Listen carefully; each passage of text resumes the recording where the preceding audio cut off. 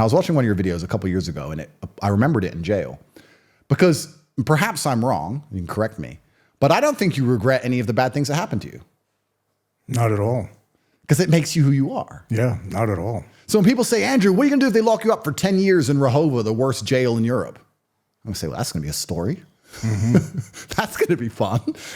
Maybe I'm crazy. Let me ask you a question. How much time are you facing if all this nonsense goes down? 8 to 10. 8 to 10. And what do you do on that? Yeah. So 8 to 10 years in Romania, that'd probably be around 5 or 6 years. It's like 2/3.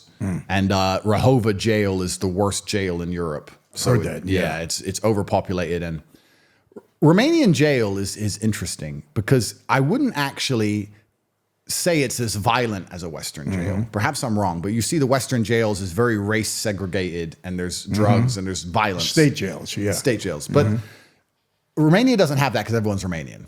So there's not really a race problem.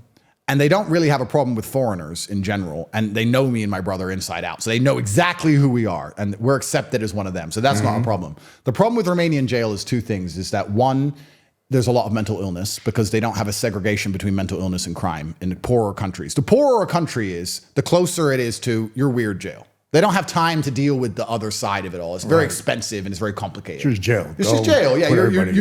You did this, but you're mentally ill. I don't care. You did it, jail. Right. So you have a lot of mental illness, and then there's a lot of problem with just the general cleanliness. These jails were built in the communist era. They're infected with cockroaches. They've never been fumigated in any way.